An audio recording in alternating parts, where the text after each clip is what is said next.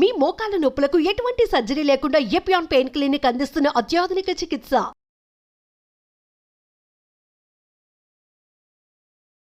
నమస్కారం సార్. నమస్తేనమ్మా.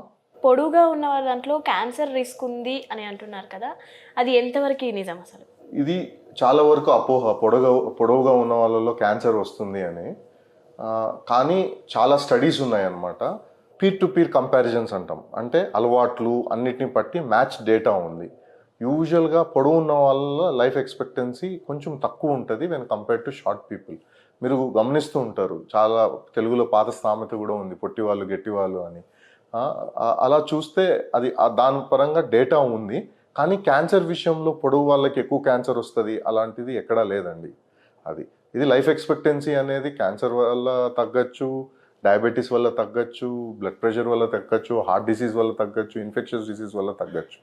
కానీ ఉన్న డేటాలో ఏంటంటే పొడవుగా ఉన్న వాళ్ళు అట్లీస్ట్ 2 to 3 years తక్కువ బతుకుతారు పొట్టిగా ఉన్న వాళ్ళకి. మళ్ళీ అక్కడ ఎవరు పొడవు ఎవరు పొట్టి అనే డెఫినేషన్ కూడా కరెక్ట్గా లేదు. అంటే తక్కువ బతుకుతారు అంటే రీజన్ ఏంటి?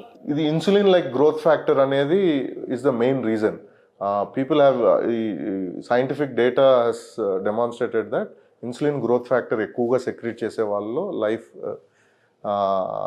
లైఫ్ తక్కువ ఉంటుందని సో స్టడీస్లో. బట్ ఎగ్జాక్ట్ డీటెయిల్స్ ఏ విధంగా తక్కువ ఉంటుంది అనేది ఇప్పటి వరకు research నిర్ధారించలేకపోయింది.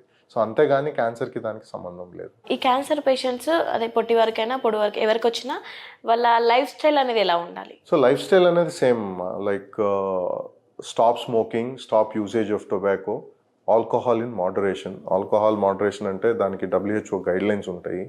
Number of units that they need to consume anywhere between 14 to 21 units ఉంటాము. దెన్ మీకు బింజ్ డ్రింకింగ్ అలాంటివి చేయకూడదు. సరే నాకు ఇవాళ నేను సంవత్సరం అంతా తాగలేదు, సంవత్సరం తరబడినంతా ఇది రోజే తాగుతాను అంటే అలాంటివి చేయకూడదు. సో ఇవన్నీ చేస్తే క్యాన్సర్ని అరికట్టచ్చు. Cancer is a preventable disease.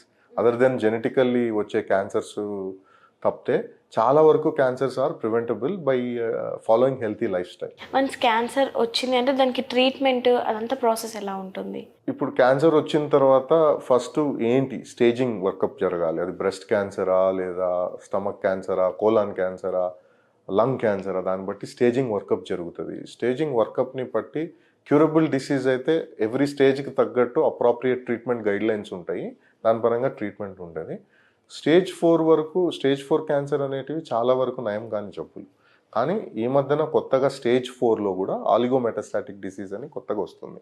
అంటే ప్రైమరీ డిసీజ్ కాకుండా వేరే, ఇప్పుడు ఫర్ ఎగ్జాంపుల్ స్టమక్ క్యాన్సర్ ఉందండి, లేదా కోలన్ క్యాన్సర్ ఉంది. కోలన్లో కాకుండా లివర్లో ఒక భాగంలో మాత్రమే జబ్బు ఉంది. సో ఇట్లాంటి జబ్బుని నయం చేసే అవకాశం ఉంటుంది, అది స్టేజ్ 4 అయినా. అలాంటి కొన్ని క్యాన్సర్స్ స్టేజ్ 4 అయినా నయం అవుతాయి. ఈ క్యాన్సర్ అనే జబ్బు ఏ ఏజ్ వాళ్ళకి ఎక్కువ చూస్తున్నాను డాక్టర్ గారు? సో యూజువల్గా క్యాన్సర్ ఏజ్ గ్రూప్ అనేది యూజువల్గా 45 to 75 వరకు ఉంటుందండి. యూజువల్గా that is the age group. కానీ బ్లడ్ క్యాన్సర్స్, ల్యూకీమియాస్, లింఫోమాస్ ఇట్లాంటివి చిన్నపిల్లల ఏజ్ గ్రూప్లో ఎక్కువ ఉంటాయి. సో అందుకే దానిని పీడియాట్రిక్ క్యాన్సర్స్ అని ఉంటాము, అవి చిన్నపిల్లల్లో కూడా వస్తాయి.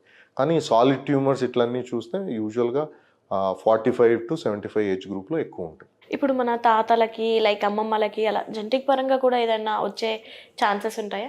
జన్యుపరంగా సంబంధించిన క్యాన్సర్లు ఉంటాయమ్మా. అందుకే యూజువల్గా BRCA మ్యూటేషన్ కానీ, తర్వాత P53 మ్యూటేషన్స్ కానీ, తర్వాత లించ్ సిండ్రోమ్ కానీ, మైక్రోసాటిలైట్ ఇన్స్టెబిలిటీ, ఇట్లాంటివి రకరకాలవి ఉన్నాయి జన్యుపరంగా వచ్చే క్యాన్సర్స్ కూడా.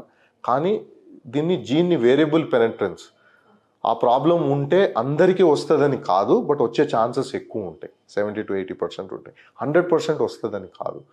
ఈవెన్ వాళ్ళు జన్యుపరంగా ప్రాబ్లం ఉన్న వాళ్ళు కూడా హెల్తీ లైఫ్ స్టైల్ మెయింటైన్ చేస్తే ఈ క్యాన్సర్ వచ్చే ఏజ్ని ప్రొలాంగ్ చేయగలుగుతారు. ఫుడ్ ఎలా తీసుకోవాలి దీనికి? ఫుడ్ ఎలా తీసుకోవాలి అంటే హెల్తీ ఫుడ్ తీసుకోవాలి. మెయిన్గా ప్రాసెస్డ్ ఫుడ్స్ ఎక్కువ తినకూడదు. ఇప్పుడు యుఎస్ డేటా తీస్తే ఇండియాలో మనకు ప్రాపర్ డేటా లేదు. యుఎస్ డేటా ప్రకారము almost 43% people will develop cancer in the future. Main reason ఏంటంటే అన్హెల్తీ లైఫ్ స్టైల్స్. ఆల్కహాల్ కానీ, తర్వాత processed meat, refined food, high sugars, తర్వాత ఇప్పుడు ఫర్ ఎగ్జాంపుల్ బ్రెడ్ యూస్ చేస్తాము, వెరీ రిఫైన్డ్ ఫ్లోర్ వాడతాము. So refined flour వాడడం వల్ల ఏమవుతుందంటే antioxidants, nutrients, multiple micro nutrients వెళ్తుంది. So basically our sugar and salt consumption is very high. And all the protective factors ఏవైతే ఉన్నాయో, multivitamins కానీ, anti oxidants కానీ, certain preventive nutrients, micro nutrients కానీ ఆ ఫుడ్లో వెళ్తున్నాయి. అదొకటి. అదే కాకుండా ఇన్యాక్టివిటీ. సో ఇప్పుడు ఊబకాయం, ఒబిసిటీ అనేది major problem. It's a world epidemic. So ఈ ఊబకాయం, ఈ ప్రాసెస్డ్ ఫుడ్స్ తినడం వల్ల ఊబకాయం ఈజీగా వస్తుంది. అండ్ ఊబకాయం వల్ల ఉండడం వల్ల కూడా అనేక క్యాన్సర్స్ వచ్చే అవకాశం ఉంది. ఇసోఫేజియల్ క్యాన్సర్, అడినోకార్సినోమా కానీ, బ్రెస్ట్ క్యాన్సర్ కానీ, తర్వాత కోలన్ క్యాన్సర్ కానీ, ఎండోమెట్రియల్ క్యాన్సర్ కానీ, ఇవన్నీ ఊబకాయంలో ప్యాంక్రియాటిక్ క్యాన్సర్ కానీ ఉన్న వాళ్ళలో ఎక్కువగా వచ్చే అవకాశాలు ఉంటాయి. ఊబకాయం వల్ల డయాబెటీస్ రావచ్చు, క్యాన్సర్ రావచ్చు. డయాబెటీస్ వల్ల కూడా మళ్ళీ మనకు క్యాన్సర్ రావచ్చు. థ్యాంక్ యూ డాక్టర్ గారు. Thank you.